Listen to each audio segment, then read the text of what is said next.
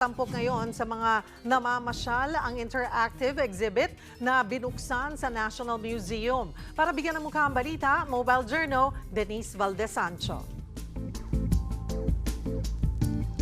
Sabi ni Dr. Zeus, you can find magic wherever you look.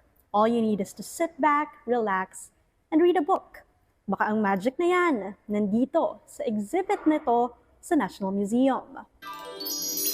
Sa 4th floor ng National Museum of Fine Arts sa Maynila, may tila maze na entradang sasalubong sayo. Very colorful sa dami ng artwork at may mga linya pa ng tula bawat kanto. Yan ang isa lang sa pakulo ng child-friendly exhibit ng non-profit organization na Canvas. Parang hindi lang siya for fun, maglaro-laro. Pupunta sila dito din para matuto kasi parang kahit hindi bata, kahit mga adult siguro, maraming matututunan dito sa exhibit namin. Tampok sa gallery ang gawa ng mga premyadong alagad ng sining, gaya ni Renato Barha, Ben Cab, Daniel de la Cruz, Elmer Borlongan, at Leroy New. May interactive spaces din ang exhibit. Pwedeng magbasa ng libro gawa sa canvas, o kaya ay gumawa ng obra maestra mula recycled materials ang mga chikiting. Sabi nga ni Nanay Elena, perfect for family day. Excited ako na nakita yung mga display noon, yung mga noon pa. Masaya.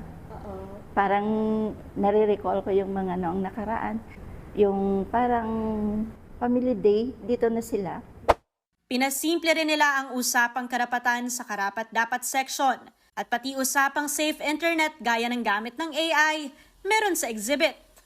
Yung mga ganitong exhibit kasi parang it opens the mind of the public na makikita mo dito lahat ng mga pwede mong maituro sa bata na talagang relevant din yung issues talaga. Siguro ang pinaka-goal namin is yung habang bata pa sila, i-open na natin yung mga mind nila sa mga issues na ganito. Kasi lahat naman ng issue nga dito sa Pilipinas is affected ang mga bata.